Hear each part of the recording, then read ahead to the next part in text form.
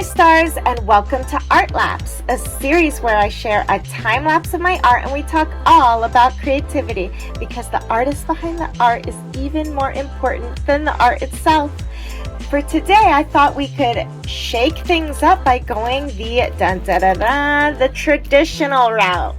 So here we can see that I already transferred the sketch from my sketchbook so that we can get ready to can you guess it? Do an Inktober! Yay! Are you doing Inktober this year? Go ahead and let me know in the comment section down below.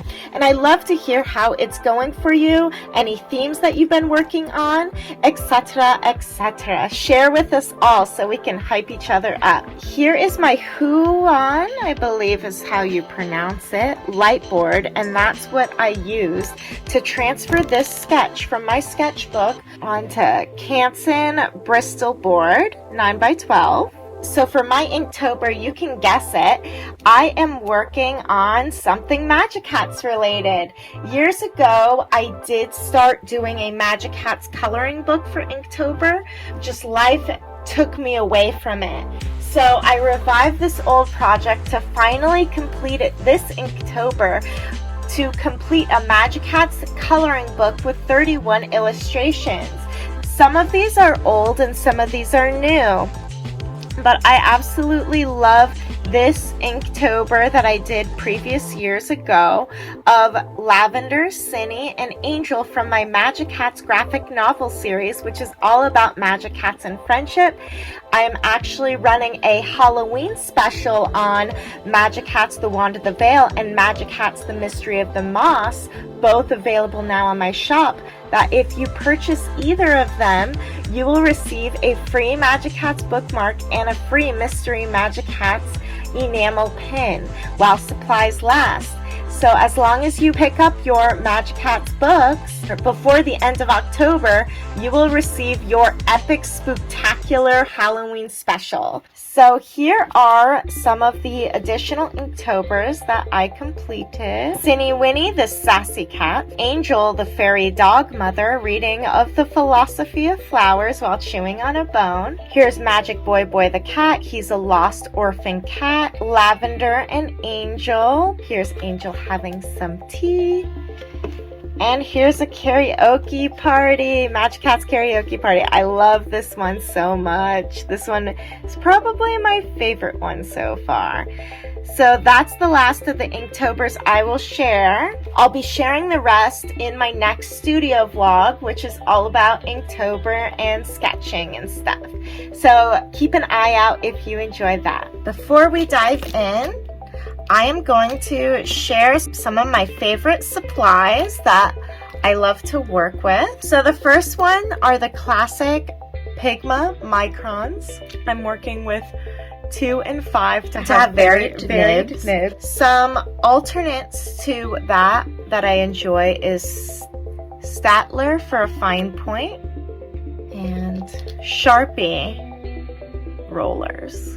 Now, for the felt tip points, I love Zebra and Kuretake. I also really love Tombow. Anything Japanese from those mangaka artists, any of those supplies are fantastic. And they come in all ranges of sizes. They're felt tip, calligraphy nibs, and they're really useful for those thicker lines. Now we have classic Sharpies with the fine points and the nibs for that really dark filler black. Now unfortunately, none of these have their English names. I only know them at the art store by how they look. If you know, go ahead and let us all know in the comments down below, and I thank you in advance. So these are like brush pens. This one carries the ink in the body and you squeeze it out of the tube. Here's just a thicker brush, thicker nib, similar to Sharpie. And those are some of my favorite brands. So let's go ahead and get started. Why don't you pull out your sketchbook, or if you're doing Inktober, go ahead and pull out your paper, pull out your pens, get ready, and let's draw together. Thanks for hanging out with me.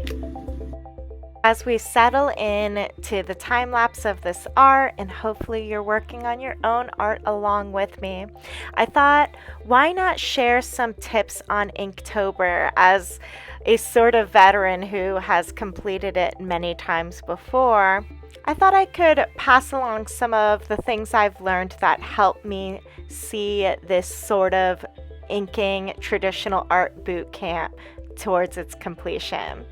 Tip number 1, I always recommend for you to write down your goal, no matter what it is in life, because it's sort of a declaration to yourself and to the universe of what you're setting out to achieve. You're getting it out of your head, into your body, writing it onto paper, and out into the physical world. It is such a huge step to write down your goals and get them out of your head because it makes them real.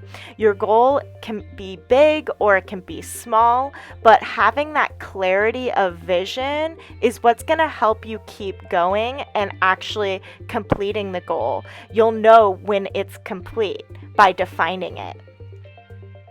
Tip number 2. Make your own rules. Are you going to be working digitally or traditionally? Are you going to be working just black and white or with color? Are you going to be using markers or watercolor? Are you going to be doing an ink drawing a day, 31 days? Or are you only going to be completing 5 drawings? You are the one who gets to decide what this means for you. It's not about impressing others. It's not about achieving the goals that others set out to do. It's about doing what best suits you as a creative and an artist. So don't forget to make your own rules.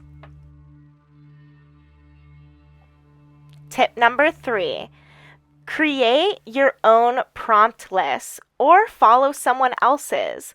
The reason behind this is because when you're churning out creation after creation after creation, you don't have a lot of creative energy to spare brainstorming each and every day. It's so much easier to set out on a marathon with a plan of action in hand so that you can retain your creative energy by referring and following to a list that you already invested and brainstormed that creative energy into, so that you can pour all of that creative energy of your day and focus on the current creation at hand. Tip number 4, leave room for happy surprises. You may not think you can do this. You may be scared of working with a brand new medium that you've never touched before. You may even think that your art sucks while you create it. But I want you to challenge yourself this Inktober, even if it's only with a new mindset.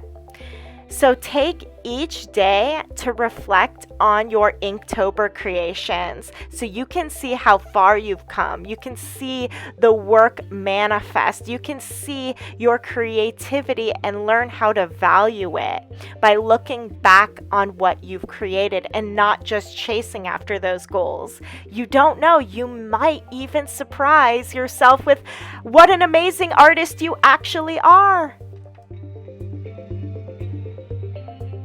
Tip number 5, the last tip. Have fun!